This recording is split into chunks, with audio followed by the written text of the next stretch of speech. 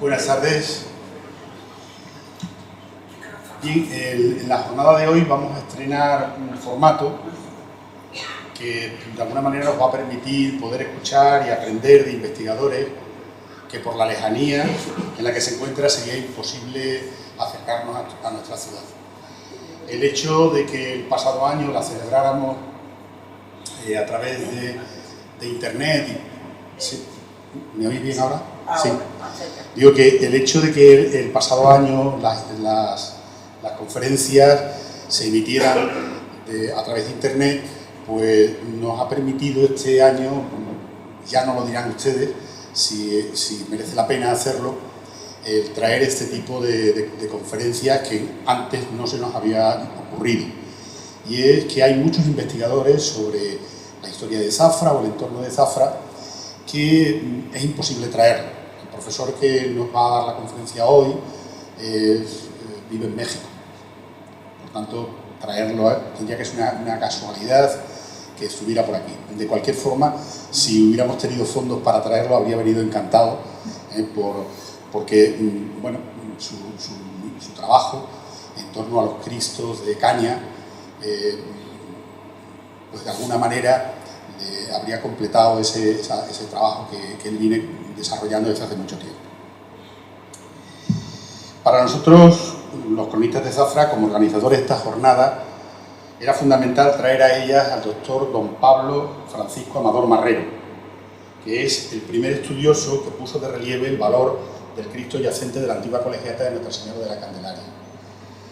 Una pieza considerada en las casas de bibliografía que lo cita como una obra que no tenía valor alguno, que se podía prescindir de ella, y de hecho, algunos de los que están aquí presentes saben que estuvo a punto de desaparecer, y no hace mucho tiempo. Precisamente a razón de ese problema, pues hemos intentado ponerla en valor. Circunstancia que coincidió precisamente con la relación que yo entablé con este profesor, bueno, él mejor dicho conmigo, no sé, alguien le dio mi dirección y se puso en contacto conmigo con la intención de que le pudiera facilitar imágenes de un Cristo crucificado que había en la Candelaria que él creía que era de origen americano. Concretamente él me pedía fotografías del Cristo de la Capilla del Sacrario. Ese Cristo no era de pasta, no era de maíz, de caña de maíz, sino un Cristo español, pero que quizás por alguna fotografía le había podido confundir. Pero le pasé las fotografías del Cristo yacente que a mí, en aquel momento que no entendía nada del tema, pues me pareció que pudiera ser. Y por cierto lo era, y después, bueno, le facilité otras de La Puebla, de Valencia del Ventoso, poblaciones a las que no ha podido asistir y que a él le hubiera gustado, por eso quiero estar aquí hoy, para poderlos visitar en directo. Lo cierto es que precisamente este desconocimiento que hay sobre el valor de estas piezas, pues nos hizo, a José María y a mí, que entabláramos conversaciones con él para ver de qué manera podíamos realizar esta conferencia. Y fíjense si la pieza tiene valor, que hoy pueden contemplarla restaurada en la exposición de Tránsitus, en las Edades del Hombre, en la Catedral de Plasencia. Bien, para quienes no conozcan la trayectoria del profesor Amador Marrero, les comento que es investigador permanente del prestigioso Instituto de Investigaciones Estéticas de la Universidad Nacional Autónoma de México, en las ramas de arte virreinal y materialidad. Pero su formación es española, de hecho es canario de origen. Se licenció primero en Bellas Artes por la Universidad de Granada, obteniendo el título de especialidad en restauración escultórica. Realizó posteriormente un máster de Historia del Arte en la Universidad de La Laguna, Tenerife, y por último acabó doctorándose en Historia del Arte por la Universidad de Las Palmas de Gran Canaria. Una tesis que es donde vienen todos esos estudios que les he comentado anteriormente sobre estos extremeños y sobre estos de Zafra, en los que tuve la suerte, diría de cierta manera, de colaborar con él, que se titula Escultura ligera nova hispana en el arte español, siglos XVI y XVII, y que por cierto pueden ustedes ver en internet, si teclean su nombre y el título de la tesis se la pueden descargar y leerla en su versión lógicamente docente, es decir, la hecha para su presentación ante el Tribunal de Doctorado. Bien, el doctor Amador Marrero es docente en el programa de posgrado, maestría y doctorado en Historia del Arte en la Universidad Nacional Autónoma de México y del programa de pregrado de la Universidad Autónoma Benito Juárez de Oaxaca, que compagina con cursos y conferencias en México y en el extranjero. Junto a su participación en diversos congresos nacionales e internacionales, ha escrito diversos libros y en paralelo ha publicado un buen número de artículos en revistas especializadas internacionales, centrados principalmente en las técnicas artísticas y estudios sobre la imagen escultórica. Además, ha sido curador o comisario de exposiciones entre México y España. Entre ellas destacan Traza española y ropaje indiano, el Cristo de Telde y la imaginería en caña de maíz, celebrada en Telde, en Gran Canaria, en 2002. Precisamente es un título acertadísimo, ya verán por qué, y que a su vez es también la base de uno de sus libros más apasionantes, que también, por cierto, pueden encontrarlo en Internet. Actualmente colabora con el Museo Amparo de Puebla, en México, donde ha comisariado varias exposiciones centradas en esta materialidad artística. La última exposición que ha comisariado lo ha sido aquí en España, en el Museo del Prado, titulada Tornaviaje, arte iberoamericano en España. Representa esta exposición el primer intento de mostrar la actualidad e influencia del arte producido en las Américas en la vida cotidiana española de la Edad Moderna. Actualmente se encuentra trabajando en la revisión de su próximo libro titulado Puebla Nazarena, un estudio sobre la imagen de Jesús Nazareno, la imagen más devota e importante de la Puebla virreinal y de los primeros 50 años del México independiente. Como restaurador ha intervenido un considerable número de piezas, retablos, esculturas y pinturas, tanto de las escuelas flamenca, madrileña, andaluza y canaria, en lo que se refiere a España, y flamencas, americanas y genovesas. Marrero es un restaurador de renombre mundial, en particular de escultura hecha de caña de maíz. En las últimas 2 décadas ha analizado, gracias a tecnologías innovadoras, una serie de obras y ha revelado la vida material y el más allá de este material indígena en la vida de las Américas coloniales. Una de las piezas que restauró en 2011 fue el Cristo de Valverde de Leganés, en cuya composición encontró un manuscrito en náhuatl de enorme valor adherido a la imagen. Bueno, tendrán ocasión de escuchar. Es fundador y miembro del Seminario de Escultura Virreinal, adscrito a la Universidad Autónoma de México, miembro del proyecto Circulación de la Imagen en la Geografía Artística del Mundo Hispánico en la Edad Moderna. Investigaciones recientes han demostrado que la circulación de crucifijos mexicanos hechos de caña de maíz se extendió por todo el Imperio Español. La escultura realizada en caña de maíz era una técnica profundamente arraigada en la cultura visual indígena americana que trasciende su marco originario para difundirse en todo el mundo, por lo menos en todo el mundo imperial, rompiendo precisamente ese esquema, esa idea de que la América colonial era un espacio pasivo que solo recibía y no aportaba nada al arte del Imperio Español. Precisamente el profesor y restaurador Pablo Francisco Amador Marrero es el principal estudioso en este campo y sus investigaciones técnicas e históricas han revelado aspectos hasta ahora desconocidos en esta producción. Es hora ya de dar comienzo a la proyección de su conferencia Extremadura y su patrimonio hispanoamericano, los crucifijos en caña de maíz. Hola a todos, me gustaría empezar, y es obligado, pidiendo disculpas por no estar acompañándolos hoy en la localidad de Zafra, una localidad a la que le tengo gran afecto y muchísima admiración por el patrimonio que resguarda, un patrimonio que, como veremos hoy, también está vinculado con mi trayectoria y algunos de mis estudios más destacados. La realidad es que las agendas por vivir en México se hacían muy complicado el viajar en esta fecha que estamos concluyendo el curso en este lado del Atlántico. De igual manera, quiero seguir con los agradecimientos. Y el agradecimiento principal es para el excelentísimo Ayuntamiento de Zafra por cursarme esta invitación para participar en las 23 jornadas de historia de Zafra y el estado de feria. También hago extensivo el agradecimiento a la Junta de Extremadura, al Centro de Estudios Estado de Feria y sobre todo al Museo de Santa Clara, con la personalidad de Juan Carlos Rubio, que siempre ha sido mi contacto cuando he necesitado y cuando he buscado elementos de esa región para mis investigaciones.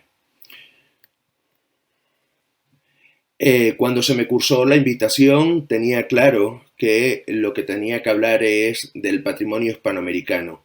Recordemos que la región de Extremadura es una región íntimamente vinculada con Hispanoamérica y su patrimonio es reflejo de ello.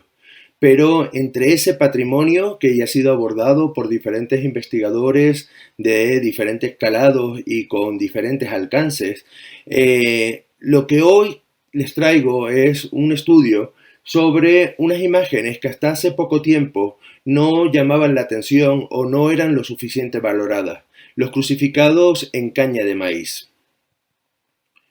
Para esta conferencia me he permitido dividirla en 3 bloques. En el primero hablaremos de qué es un Cristo de caña y haremos un breve repaso de los estudios que lo abocan, que los han tratado a lo largo de las centurias y hasta llegar a los más recientes. Será una breve reseña que me servirá para hacerles ver aquellos elementos destacados y la importancia de estos crucificados con caña de maíz, que ya en su propio nombre parecerían algo exótico, y ese es el exotismo mismo, es lo que los ha llevado en algunas ocasiones a ser nombrado por los historiadores del arte, pero mi intención es llevarlo más allá.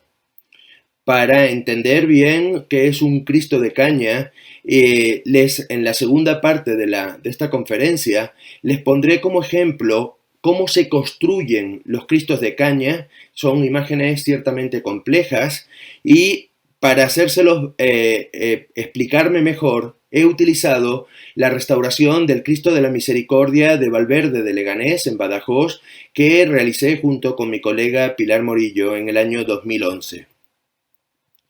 Todo ello me llevará a la presencia de estas imágenes en Extremadura, en la región en la que estamos. Y lo que les propongo es hacer un recorrido primero con los ejemplos conocidos, un recorrido más breve al que aportaré algunas referencias nuevas para luego abocarme a la presentación de nuevos referentes, porque esto es un patrimonio que está en constante avance de conocimiento y, como veremos, Extremadura tiene mucho que decir en la historia de los crucificados en caña de maíz novohispanos. ¿Qué es un Cristo de caña de maíz? Y comienzo hablando de esos orígenes. Para entender un Cristo de caña de maíz, les propongo que recuerden esta imagen que les será tremendamente conocida. Se encuentra a los pies, en la mesa del altar, en la hornacina de la mesa del altar de la capilla del retablo de los Dolores, en la colegiata de la Candelaria de vuestra localidad, y es una imagen que pude estudiar antes del 2012, y es una pieza que ustedes igualmente conocerán, no solamente por el carácter votivo, sino porque de forma muy acertada el Museo de Santa Clara lo utilizó como pieza del mes allá en el año 2014. Para entender este tipo de obras que han convivido con ustedes varias centurias, ya más de 4, nos tenemos que remontar prácticamente al inicio de la conquista y la evangelización. La evangelización es un proceso que se da casi en paralelo con la extirpación de las antiguas deidades de las culturas prehispánicas. Me voy a centrar sobre todo en la Nueva España, actual México, y esa extirpación de las antiguas deidades lo que va a hacer es que en los procesos de evangelización se requieran de imágenes para hacerse entender con los naturales, con la población local. Para ello, desde muy temprano estuvieron buscando recursos, y aquí les presento un documento pictográfico. A través del dibujo era necesario buscar estos elementos para poderse entender con los naturales y promover la nueva religión. Y en esa nueva religión, las imágenes, al igual que pasa en este lado del Atlántico, van a tener un lugar muy importante como punto focal para el rezo, pero también para la explicación del catolicismo. Desde muy temprano vamos a contar con imágenes como de caña de maíz, realizadas en caña de maíz, como esta pequeña virgen de Zapopan, en Jalisco, la denominada pacificadora, entre otras denominaciones, que llevaba colgada del cuello Fray Antonio de Segovia en los procesos de evangelización de toda esa zona del Bajío americano novohispano.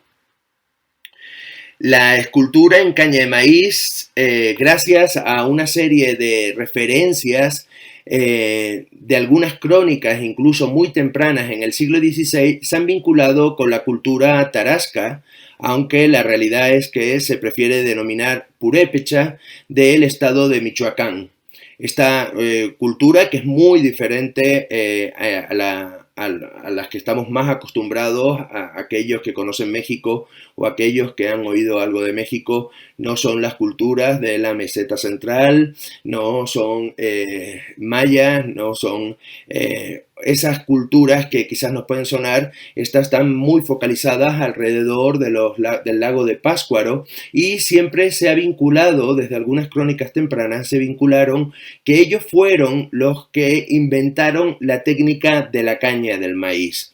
Una técnica que lo que va a hacer es hacer dioses muy ligeros para que en el momento de la batalla, si se perdía, no se quedaran las imágenes de las deidades, se quedaran atrás y pudieran sufrir castigos por esas propias deidades.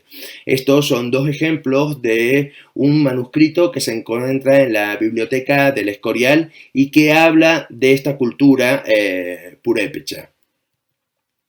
A partir de ellos también tenemos un vínculo con la región a través del obispo que les presento en pantalla, que es nada más y nada menos que Tata Vasco. Tata significa padre. Tata Vasco generó en la zona de Michoacán toda una utopía de relación con los indios, y generó también los trabajos, la división de trabajos, y entre esos trabajos va también a darle importancia a las realizaciones en caña de maíz. Él fue el que encargó la Virgen de la Salud, que tienen ustedes igualmente en pantalla, una imagen muy devota en la región de Pátzcuaro, y es una imagen que la crónica y la propia obra habla que fue realizada con caña de maíz. Pero cuando se va avanzando, y aquí les presento un fragmento de uno de los documentos más importantes escritos en el siglo XVI en México, es el Códice Florentino de Fray Bernardino de Sahagún, una compilación de los saberes y del pasado de la Nueva España para que no se perdieran, y de las culturas que estaban cambiando en ese momento. Y entre esos saberes, Sahagún lo que está hablando es de los elementos, cómo se fabrican ciertos elementos. Y en esta crónica, en este pequeño fragmento, está hablando de cómo hacían los animales, un animalito, cuando querían hacer la escultura de un animalito. Y hablan de hacerla con madera de colorín, una madera autóctona muy ligera, y que le usaran ese colorín de esqueleto. Pero si el animalito era más pequeño, y habla de una libélula, una mariposa, que se hiciera ese esqueleto primero con cañuela de maíz y con tiras de cartón. Y esto lo habla para imágenes que luego iban a recibir plumas.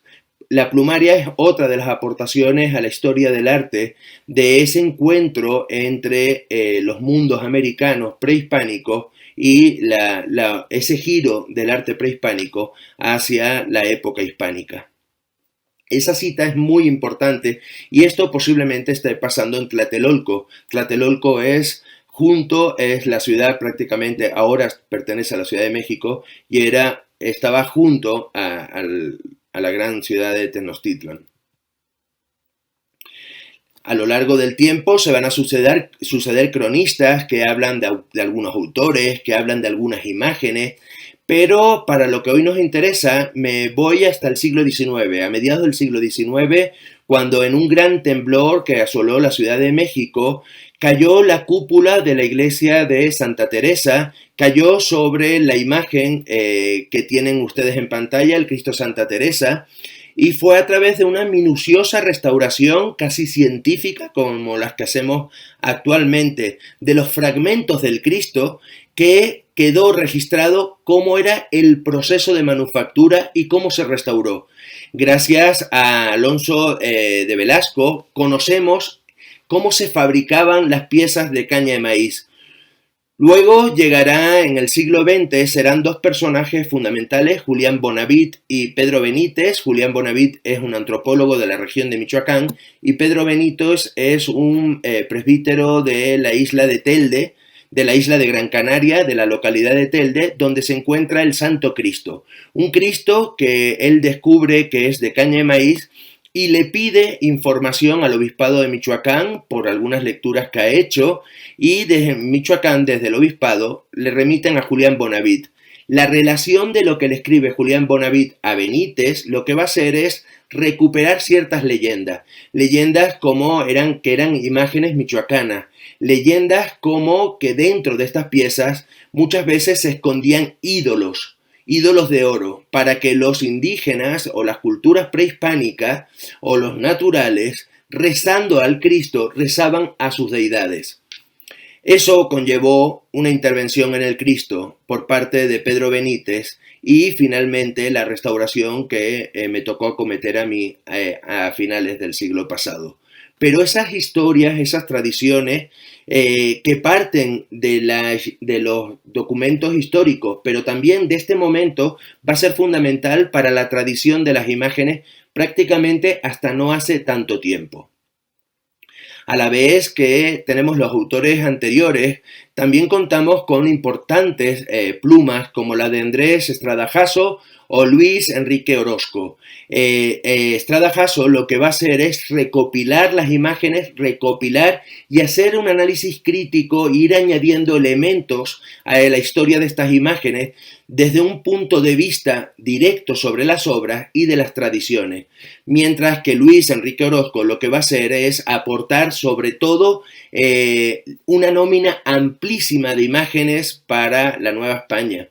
Y ambos también tocan imágenes, algunas cuantas imágenes que se conservaban en España.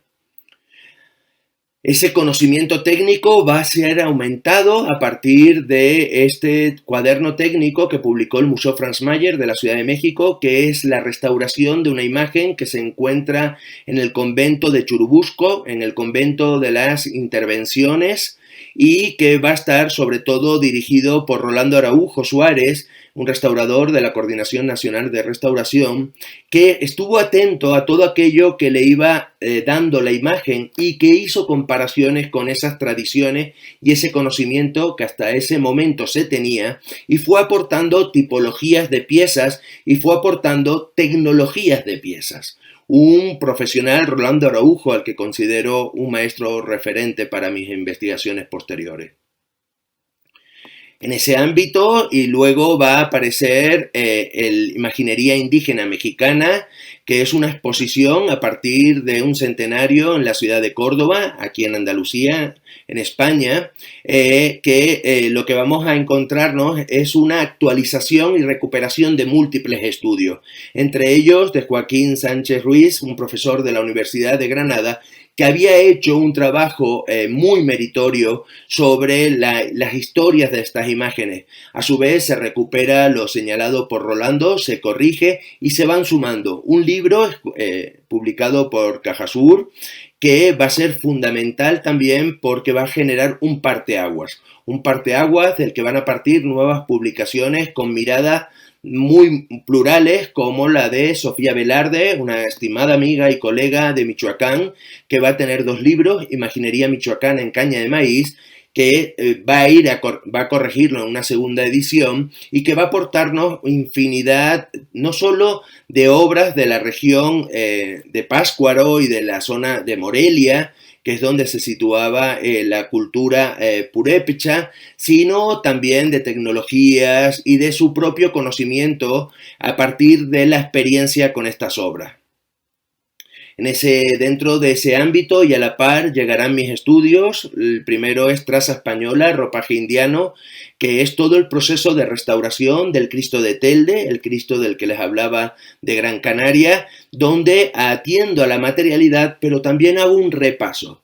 Ese repaso me sirve para desarrollar mi tesis doctoral, dirigido por la catedrática María de los Reyes Hernández Socorro de la Universidad de Las Palmas de Gran Canaria, y la doctora Elisa Vargas Lugo del Instituto de Investigaciones Estéticas, al que finalmente me incorporo aquí en la Universidad Nacional Autónoma de México, y será a partir de ahí cuando empiece a replantearme desde un punto de vista historiográfico, un análisis crítico profundo, a plantearme muchas de las aseveraciones que hasta ese momento se venían dando. Hago hablar a las esculturas, intervengo, analizo las esculturas, pero sobre todo las esculturas que se conservan en España. Ese legado que va a pasar en esos años que tardo en hacer la tesis doctoral, más de 10 años, van a pasar de apenas no llega a una veintena, a pasar a más de ser 130 piezas, que ya nos hablan de muchas cosas porque nos hablan de centros de importación, nos hablan de cronologías que no teníamos antes. La documentación española es muy precisa y se conserva en muchos casos más que la novohispana, pero nos habla también de centros. Esa tesis nos va a hablar vamos a encontrar que no solamente está el centro productor de Michoacán, sino nos encontramos un centro productor en la propia Ciudad de México, con cristos de gran formato, huecos, con un protagonismo del papel, como serán los que hoy veremos a continuación. Además, nos hablan de talleres, la producción de imágenes casi seriadas. Y la seriación lo que nos va a llevar es a otro momento muy importante para España, que es el final de la evangelización o la reconquista tras ganar Granada, y la utilización por parte nada más y nada menos que de Isabel la Católica de imágenes para imponer en las antiguas mezquitas. Estas imágenes, debido a esa necesidad de contar con varias y de forma rápida que focalicen los nuevos cultos en la antigua ciudad nazarí, lo que van a hacer es que se haga venir la propia reina, hace venir a un escultor de origen nórdico, Fray Huberto Alemán, que lo que va a hacer es producir obras en serie, prácticamente en serie, a través de molde. Y se encuentran incluso algunas cartas, como las publicadas por Felipe Pereda en su texto Las imágenes de la discordia, que hablan de esos encargos, del precio según tamaño, y también cómo la reina hizo llegar esas obras a diferentes iglesias granadinas o del ámbito granadino. Y aquí les presento dos piezas, una de Antequera y otra de Huelva, que vienen del mismo molde, que están relacionadas con Huberto Alemán y que fueron estudiadas de forma muy rica por el Instituto Andaluz del Patrimonio Histórico. En ese contexto es donde estas obras, siempre les decía que han quedado como anecdóticas, se han mirado desde los parámetros de la historia del arte de este lado del Atlántico, no se ha tenido en cuenta las diferencias, se ha visto desde un punto casi colonialista del arte. Pero a partir del año pasado, y se clausuró en febrero de este año, con la exposición Tornaviaje, estas obras han entrado de nuevo a debate de la historia del arte. Es una aportación desde América a la historia del arte. Y es una aportación en concreto, los Cristos de Caña, no solamente por esa belleza que ahora logramos entender y que nos vamos desquitando de formulaciones como de comparar con nuestros escultores de mayor renombre, o de plantear que parecen más flojas. Son imágenes productos de realidades diferentes, imágenes que no tienen nada que envidiar a las de este lado del Atlántico, y imágenes que convivieron con nuestros antepasados en nuestro país, en España, durante siglos con armonía, sin la preocupación propia de la estética, sino del mundo devocional, de la importancia de América y también de su materialidad. En este contexto de obras quizás no valoradas, pero exaltadas por su material, nos vamos a este punto que les hablaba de entender la imagen después de este breve resumen sobre su historia, entender la imagen desde su materialidad. Cómo se construye un Cristo de caña. Y les adelantaba que vamos a utilizar una imagen intervenida, que intervine en 2011 junto con mi inestimable colega y gran restauradora Pilar Morillo de Cádiz. Y lo que vamos a hacer es trasladarnos a Valverde de Leganés. Vamos a utilizar una pieza llegada a esta pequeña localidad, pero muy hermosa, con gente verdaderamente encantadora, que tuvimos la suerte de conocer a la par que restauramos su patrimonio. Este es el Cristo de la Misericordia, del que les hablo, que ahora, en estos próximos minutos, vamos a desgranar. Es una imagen, y aquí me tienen junto con Pilar Morillo, es una imagen que conocemos perfectamente por el proceso de restauración, por lo cual toda la manufactura de la que les voy a hablar, lo particular de estas piezas, lo conocemos directamente de primera mano. Y de primera mano lo que vemos y también lo que no vemos, como lo que nos aportó la ciencia para la restauración, pero también para hacer preguntas y llevar cuestionamientos y llevar nuevas argumentaciones a la historia del arte. Es en ese ámbito de confluencias, de crisoles, de diferentes ideas, en donde se funden mis estudios y de donde se genera el análisis de estas piezas. Esta es la imagen antes de su restauración.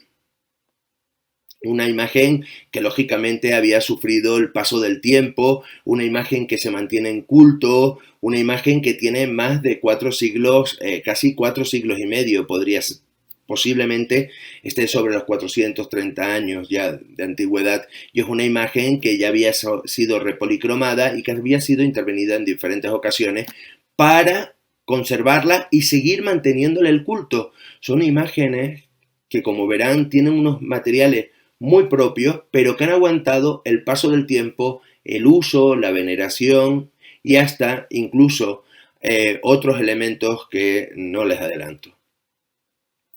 Son imágenes muy complejas, imágenes que parten de moldes que están huecas, que tienen hormas de cartón, que son una suerte de papel maché al que se le añaden caña de maíz, pero no es la caña de la planta del maíz, es el interior flojo, blando, fofo de esa planta, como la que nace en las zonas de los juncos, y los grandes juncos que nacen en las zonas donde hay agua. Ese tipo de caña la veremos utilizada. Y para explicarles, vamos a recorrer cómo se hizo esta pieza bien avanzada a la segunda mitad del siglo XVI, en la Ciudad de México. Lo primero es una horma que necesita para su ejecución de un molde posiblemente en positivo, o sea, es una figura como la que tenemos aquí, que esto es de un estudio de una restauradora de Valladolid, que sigue mis pasos, y lo que hacen es tener de una figura muy somera, de unas formas muy sencillas, le van aplicando diferentes papeles para obtener una horma que sacan de ese molde y que van a unir. Y esa unión se ocupa toda la zona del torso, parte la cadera y los pies, las piernas hasta llegar a las rodillas, parte de los brazos, mientras que el resto de los brazos van a ser tubos de cartón, pero utilizando como molde un fragmento de madera, y también una horma, pero diferente, para la cabeza. Es, como les decía, una suerte de papel maché. Aquí vamos a ver cómo se construían. Aquí tenemos al revés, un molde negativo para la parte delantera de la cabeza y la parte frontal de la cabeza, que luego se extraen y se van a unir y se van a acoplar a esa horma que tenemos del cuerpo, como les decía, hasta los hombros y hasta las rodillas. Y se las voy a presentar también desde el punto de vista científico, cómo nos arroja la ciencia, en este caso la radiografía, nos arroja esta imagen que es complicada de leer si no estamos acostumbrados, pero los restauradores que tenemos experiencia conseguimos ver cómo dentro, al estar hueco, el hueco tiene una radioopacidad diferente y aquí vemos una línea que nos está hablando de por dónde va la horma dentro de la escultura. Y les pongo otro ejemplo. Este ejemplo ahora lo vamos a encontrar en la cadera, en el paño de pureza. Fíjense, estamos en esta parte del Cristo, aquí tienen la lazada, tienen la moña, el nudo que siempre lleva el paño de pureza se ha perdido y tiene un fragmento de la moña de la lazada. En esa parte es donde se puede observar, si tenemos experiencia para la radiología, unos fragmentos como los que están señalando esta pequeña línea blanca que nos habla de la horma, esta línea que les marco. Eso es la horma de papel, como de papel maché, que se encuentra en el interior de la imagen y que va a ser el inicio de la pieza. En este caso les voy a llevar al interior de la obra. Debido a diferentes intervenciones que tuvo la imagen, como pueden ver aquí, se le colocó un fragmento de piel para sostener las potencias, que cuando se lo retiramos descubríamos que venía de otra intervención posterior, de un daño muy grande a la escultura en la parte superior de la cabeza, un daño que se le hacía por culpa de colocar las potencias, que al entrar dentro de la cabeza quedaban y ser la cabeza hueco, lo que hacía es que las potencias se movieran, iban deteriorando el soporte, ese soporte de papel del que estamos hablando principalmente. Pero también este daño estuvo durante mucho tiempo abierto y conllevó a que viviera un ratón dentro del Cristo.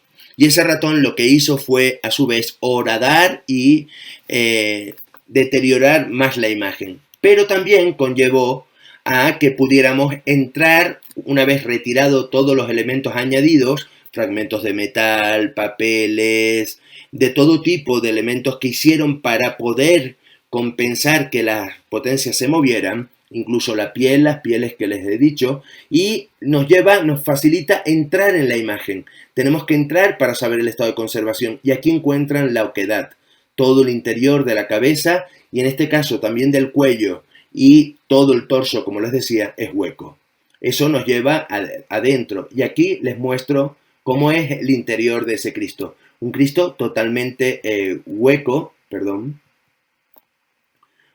Aquí estamos a la altura del torso y miren cómo también van a ser huecas las piernas. Son, les repito, dos piezas de molde que se sacan y se unen.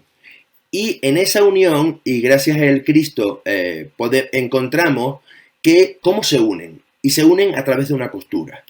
O sea, tenemos dos fragmentos de ese papel maché, que es como estas figuras cuando usamos un globo de molde y de la forma primigenia le vamos poniendo papel, cuando retiramos el globo y nos queda la estructura. Esa estructura en este caso es en dos partes y para unir las partes se cosió, como aquí vemos gracias a una endoscopía que se le hizo a la imagen. Una vez cosidos, la parte frontal y la parte posterior, se va a reforzar todo con la aplicación de nuevos pliegos. Pliegos de papel amate. El papel amate es un papel propio novohispano, sale de la corteza y la preparación de la corteza de ciertas plantas y es muy interesante porque el papel amate lo que está haciendo es sustituyendo al papelón español. Porque estas imágenes, como se descubren también y se ha puesto mucha insistencia últimamente, tienen mucho que ver con el papelón español, las imágenes realizadas en papelón español, pero también la cartapesta italiana y a su vez también incluso esculturas de pasta ligadas del norte europeo. En este caso, este tipo de papel, el papel amate, es un papel propio que vamos a encontrar en mucha cantidad en las esculturas porque debemos tener muy en cuenta que el papel era un bien escaso.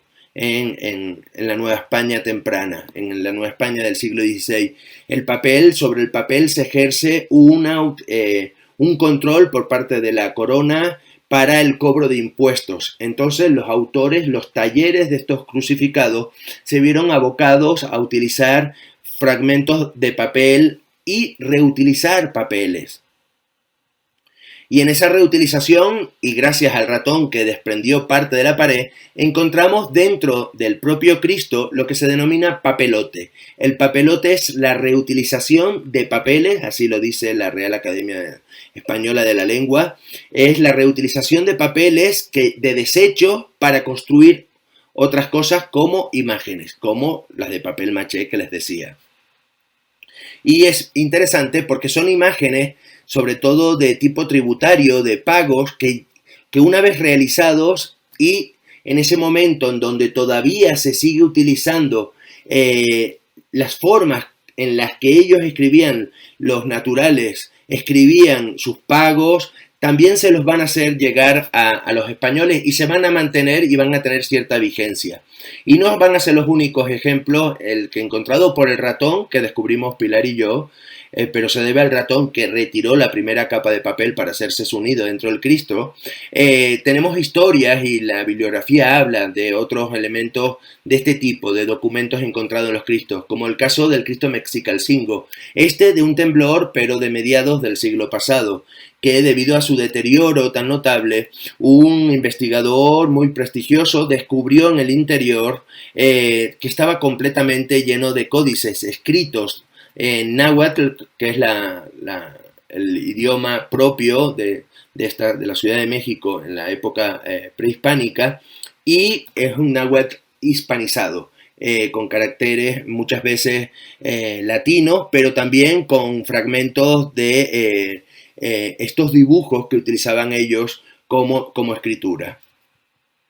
Pero a su vez también incluso fragmentos como que está dividido porque lo rompieron para irlo colocando en el molde, que nos habla que en fechas tempranas, posiblemente a finales del siglo XVI, ya se conocía el Pasmo de Sicilia de Rafael, que se encuentra actualmente en el Museo del Prado, se conocía y se llevó para hacer un estarcido, un dibujo que se utilizaba para pasar líneas y pasar el dibujo a otros,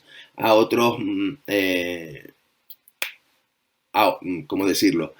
El estarcido lo que te va a hacer es, a través de esos agujeritos que haces en el dibujo, lo que te va a llevar es a poder multiplicar el dibujo de forma muy correcta.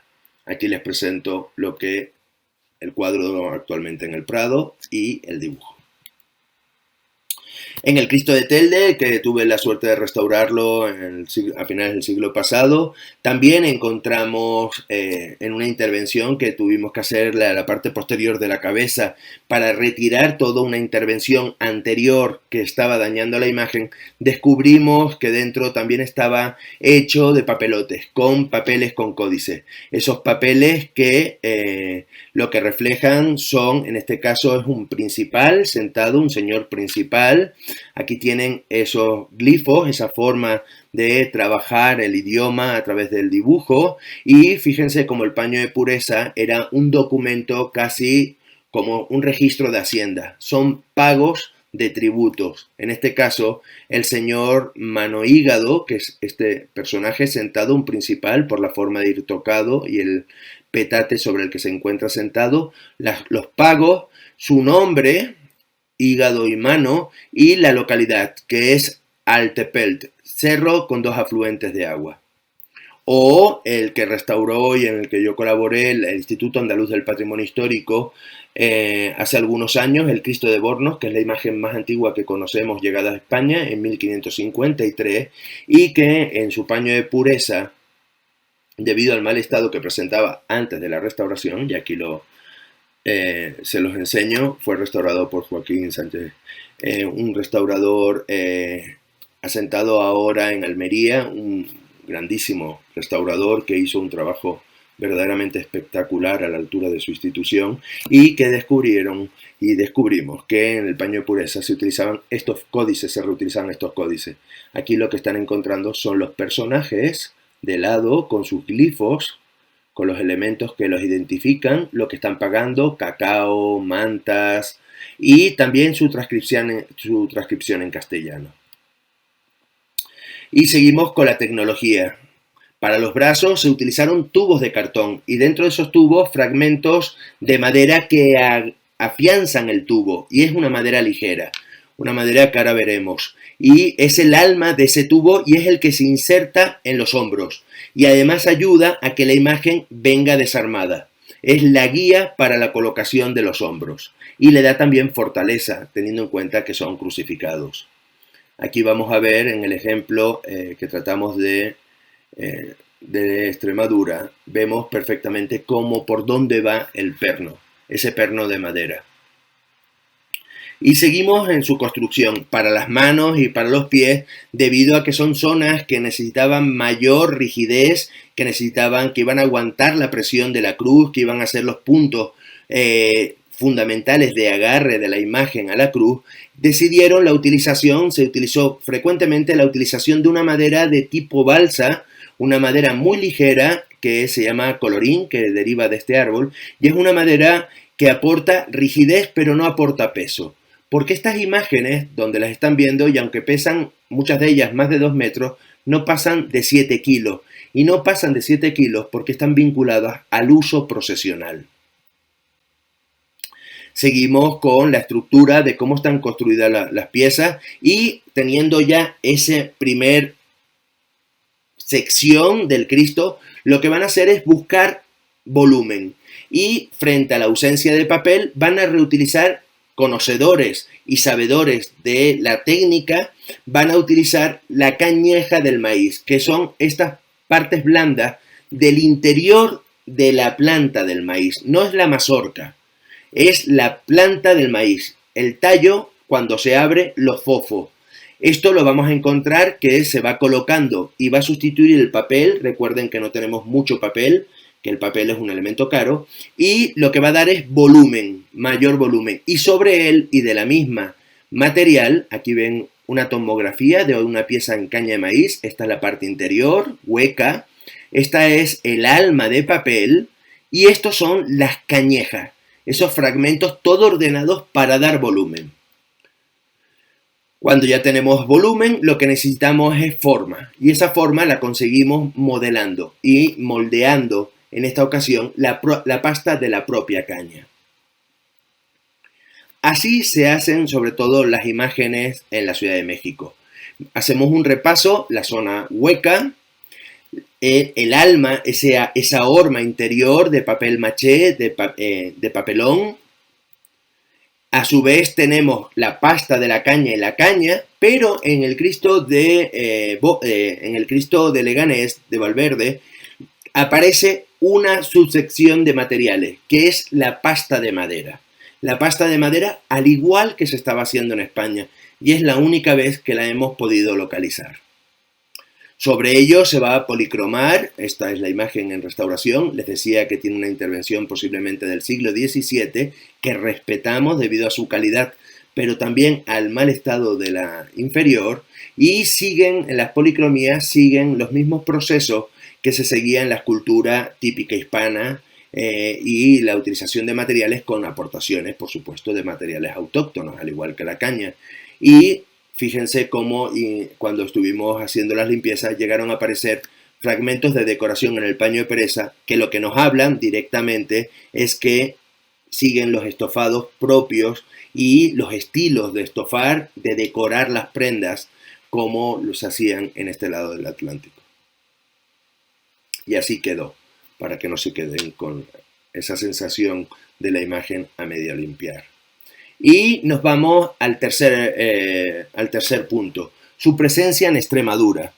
Parte de lo que vamos a ver son ejemplos conocidos, bastantes de ellos ya están recogidos en mi tesis doctoral, que se encuentra en internet, pero también, y que ha sido utilizada para otros estudios, como veremos, pero también he querido hoy hablar de nuevos referentes. Y esos nuevos referentes serán los que formen parte del artículo que entregaré y que será publicado como un extracto de esta presentación y una aportación más al ámbito científico y no a la divulgación como me encuentro ahora, pero no he querido dejarles de dar nuevos elementos. Mucho de ello, les decía, viene de la tesis doctoral y también hay profesores tan importantes como Francisco Javier Pizarro, conocido, por supuesto, en Extremadura, que ha sacado un reciente libro de América en Extremadura, una magnífica monografía que le da un capítulo concreto a los Cristos de Caña. Y eso retoma mucho mis investigaciones y eso verdaderamente creo que es una aportación también de él, porque está dándole esa valorización a la par que la está dando el Prado. Hablemos de estas obras como objetos artísticos, pero arte que no estamos, que debemos entender en su contexto, el contexto de producción americano. Y en ese contexto de estos Cristos, y aquí les presento uno de los resultados de mi tesis doctoral, fue la cantidad de imágenes. Y hoy me voy a centrar simplemente en su región, en Extremadura. Y estos son los Cristos que en 2009 conocía, tenía conocimientos de otros, pero no los había podido ver en persona y por eso no los incluí. Perdón, pero siempre hablo de las piezas que conozco. Y vamos a hacer un recorrido rápido.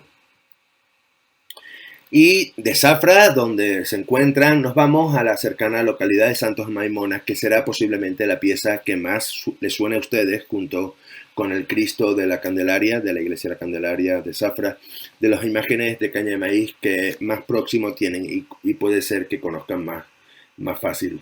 En la parroquia, por supuesto, en la parroquia de Nuestra Señora de los Ángeles, lo que vamos a encontrar es el Cristo de la Misericordia. Es un Cristo intervenido por un catedrático de la Universidad de Sevilla. Es un Cristo de caña de maíz que sabemos por la documentación aportada por los historiadores locales que debe ser anterior a 1570, donde ya se cita, y es un Cristo que desde nuestro punto de vista empezamos a ir al saber que salen moldes, que vienen de moldes y que son imágenes que se construyen con unas tipologías, pues sabemos que puede tener imágenes muy próximas. Y en este caso encontramos el Cristo de Telde. Esto nos habla, el Cristo de Telde sabemos que tiene una cronología cercana a 1555 y entonces eso nos lleva a proponer el Cristo de los Santos de Maimona en esa órbita de 1555. Por supuesto, Guadalupe. Y en Guadalupe nos vamos a encontrar en un espacio tan emblemático como su claustro mudéjar. Y ahí tenemos dos piezas tremendamente intervenidas, de gran formato, que habían pasado desapercibidas. El profesor Joaquín de la Universidad de Granada ya citaba su posible procedencia americana. Y lo que me interesa es hablar de cómo están en un lugar tan protagónico para el siglo XVI y tan ligado a la monarquía y a los reyes, ¿no? A los reyes como figuras fundamentales. Recuerden la devoción a la Virgen Guadalupe de Extremadura, como es tan importante para la Casa Real, y en ese contexto aparecen estas imágenes.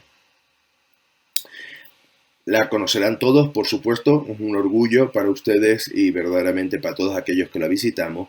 Y el Cristo que les hablaba anteriormente, el Cristo difunto del retablo de los Dolores. Y es un Cristo que al ir analizando su forma, el paño de pureza, la forma del arco de las costillas, cómo está toda la estructura del pecho, la estructura de cómo está realizada la cabeza, cómo siempre se desgajan dos mechones que se entrelazan, la rigidez de los brazos, me llevó directamente y me fue fácil identificarlo como un taller que vinculé con nada más y nada menos con el Cristo de Zacatecas, un Cristo que sabemos que en 1576 Andrés de Mesa es un comerciante de telas de la localidad de Montilla, en Córdoba, viaja a América, hace las Américas, hace fortuna, se casa con una descendiente de Cortés y regresa y regala esta imagen. Esta imagen que mantiene, fíjese, muchísimos de los elementos al venir de los moldes que podían ser varios, pero que mantenían un trazado que habla de talleres. Y en este caso es un taller que tenemos muchas obras. Fíjense lo que les decía de los dos mechones, la forma de trabajar tan particular la barba, estas partes moldeadas. y aquí las podemos comparar y cómo se repiten. O Trujillo, un Cristo que es del mismo taller del caso anterior, del taller de Cortés. La forma de taller, como son anónimos, las relacionamos, les damos nombre según la primera pieza que hemos estudiado, y es un Cristo que había pasado desapercibido como americano y que tiene mucha importancia porque deriva del Cristo de Córdoba, pero también del Cristo de la Candelaria, de la Iglesia de la Candelaria de ustedes. Miren también otra vez incluso los dos mechones, la forma del trabajo del arco, pero que se adapta en un formato más pequeño, que nos habla de cómo estos talleres se iban adaptando a ciertos cambios, iban evolucionando o iban haciendo formato según demanda. Y aquí pueden verlo sin el paño de pureza sobrepuesto. Seguimos y nos vamos, en esta ocasión, nos vamos a ir a la Puebla de Sancho Pérez, ¿no? Perdón, necesito encontrar mis apuntes porque ya con tanto Cristo. Nos vamos a exactamente a la Puebla y vamos a encontrar esta pieza que está cercana también al taller de Cortés, pero que nos habla de cierto desarrollo. No está tan próximo al suyo no está tan cerca a la morfología que vemos en el Cristo de la Iglesia de la Candelaria, pero que sí entendemos como una obra que va evolucionando en ciertos modelos, pero sigue manteniendo, aunque las formas anatómicas, el cruce de los mechones, ya casi caprichoso y como una firma, el trabajo de la barba, la oreja, este mechón que se desgaja, y es una obra que requiere estudio porque puede ser una obra importante para hablar de las transiciones de los talleres. Y eso nos lleva a la iglesia que están que ven, y en ella nos vamos a encontrar, perdón, pero necesito de nuevo mis chuletas, como decimos en España, porque nos pasamos de la Puebla de Sancho Pérez, en Badajoz, nos vamos al Cristo de la Misericordia, Fuentes de Maestre, y perdónenme los de Fuentes del Maestre, que tanto me gusta la localidad, pero con tanta imagen, es una pieza que cambia, que todavía no hemos conseguido, está muy intervenida, que todavía no hemos conseguido identificar el taller, requeriría de una intervención importante y de una restauración científica que aportara datos a la historia del arte, y es el Cristo que está en la iglesia de la Candelaria, mi patrona, la patrona de las Islas Canarias, de donde yo soy, y que sabemos que debe ser anterior a 1574.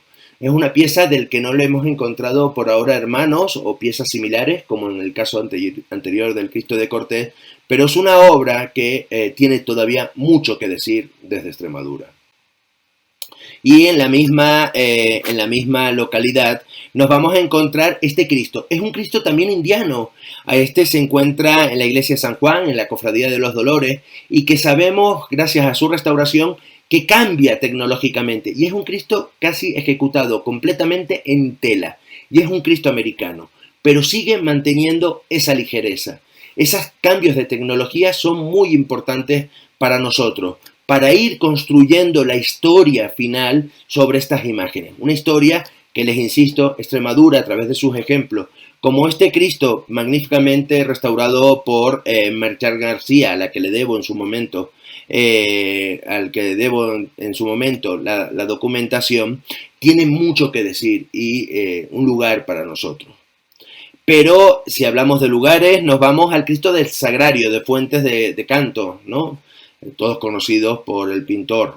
Y ahora esta imagen se encuentra en la exposición de Plasencia, Las Edades del Hombre, en Tránsitus, que habla también de esa valoración de las obras americanas. Es una obra que había pasado, que se desconocía su posible procedencia americana, y que al encontrármela no dudé en ningún momento. Además, conserva parte de su policromía original y su decoración. Y fíjense las decoraciones con las que se trabajaban estos paños de pureza, siguiendo lo que denomina la documentación como almaizales. Y nos vamos al Cristo de la Misericordia. Y el Cristo de la Misericordia de Valverde de Leganés, que también es una pieza muy interesante por esas facciones. Además, son imágenes con un tamaño de cabeza quizás más amplio de lo que estamos acostumbrados, una inclinación de los pies que lo que nos está hablando es que son imágenes para colocar en altura. Se está teniendo mucho cuidado al diseñar las imágenes para su ubicación. Y una vez que conocemos el Cristo de Valverde de Leganés, de las Misericordias, el patrón de Valverde de Leganés, no nos fue difícil establecer relaciones con obras no tan lejanas en su geografía, como el Cristo de las Misericordias, también de las Misericordias de Almendral, ¿no? Y aquí lo pueden ver. Fíjense ese formato de la cabeza. Parece que son imágenes más cortas de talle, pero es por la inclinación de las piernas, de las rodillas. Están ligeramente inclinados, o más ligeramente de lo habitual. Pero fíjense la rotundidad de esa cabeza, esa gran barba, y ahora lo veremos. Y siguiendo el mismo ámbito, otro Cristo que hay que vincular con el de Almendral, pero también el de Valverde, es este de Santa Marta de los Barros, en Badajoz. Es otra pieza en caña de maíz ligera que debe venir del mismo taller, y fíjense cómo aquí incluso tiene la separación del brazo, que era la forma de los ensambles para los traslados en los buques, desde los puertos de la Nueva España hasta los puertos del sur peninsular. Además tenemos otro pendiente por la dificultad y el estado de conservación que presenta, también en la misma localidad de Almendral, que es el denominado Cristo de las Viudas. Pero vayamos a hacer este ejercicio. Fíjense el juego de las anatomías. Todos tienen una policromía diferente, ninguno tiene su policromía original, pero tienen policromías de calidad de sus momentos, posiblemente del 17 y uno del 18, pero las piernas. Y lo que me interesa es que vean ahora, por ejemplo, un dato fundamental como es, por ejemplo, la cabeza. Ese trabajo tan particular de las barbas, esa particularidad de no solamente lo grande de la cabeza para la proporción de la altura, sino el trabajo de los cabellos, esos rulos finales caprichosos, esos bigotes muy vinculados con la Santa Faz del siglo XVI, y que nos llevó a proponer el taller de los Cristos de la Vía de la Plata, que todos estos Cristos debieron venir de un mismo taller en la Ciudad de México que hasta hoy en día no conocemos.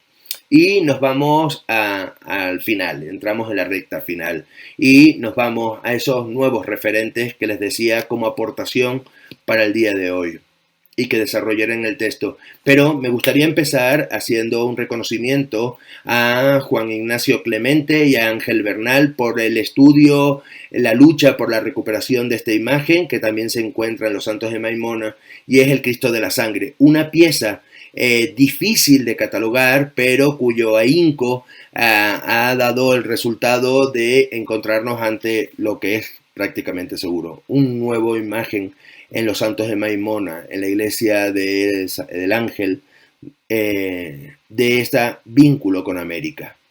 Y nos vamos a un recorrido muy corto, ya estamos concluyendo y no quiero pasarme de la hora que me han solicitado. Y les invito a ir ahora de nuevo a la parroquia de Nuestra Señora de la Esperanza. Es cierto que la pandemia, yo tenía un sabático y quería haber visitado los archivos y ponerme más actualizado en la bibliografía. Pido disculpas si estoy hablando de algo que a lo mejor es conocido, pero hasta donde yo llego no he encontrado catalogaciones de estas imágenes. En su retablo mayor, un retablo conocido y documentado, se encuentra esta imagen de gran formato, también muy intervenida incluso en el siglo XX, que es fácil de correlacionar con imágenes como el Cristo de Dos Hermanas o el Cristo de la Salud de los Llanos de Aridane en la isla de La Palma, la isla del volcán, que restauré yo en los años 2002-2003 y cuyos moldes se repiten con toda exactitud, cuyo trabajo modelado y moldeado se repite con toda exactitud en este Cristo. Lo que propongo es que sea una imagen del mismo taller de estas dos piezas, el de Dos Hermanas en Sevilla y el de los Llanos, aunque hay algunos más, y lo que se está ajustando es un taller que tuvo cierta fama y que remitió múltiples piezas a España. Eso nos habla de la aceptación de las piezas. y que hemos encontrado también que corresponde con una de las piezas fundamentales de la iglesia de Santo Domingo en la Ciudad de México, que ahora estamos replanteando cómo deberíamos llamar a ese taller. No tan lejos, en Burguillo del Cerro, y aquí quiero darle un agradecimiento a su párroco que fue tan amable de abrirnos, en la iglesia de Santa María de la Encina y San Juan Bautista, vamos a encontrar no uno, sino dos. También es cierto que es una iglesia que ha acaparado patrimonio de otros pequeños templos que se perdieron. Y aquí lo que nos vamos a encontrar es, aunque muy embotado por múltiples policromías, fíjense, ha perdido toda la calidad plástica de las policromías hispánicas, pero cómo vuelve a repetirse el modelo del Cristo de la Candelaria, del Cristo del taller de Cortés. Mientras que en uno de los lados, y aquí lo pueden ver, este juego que hago de las piezas.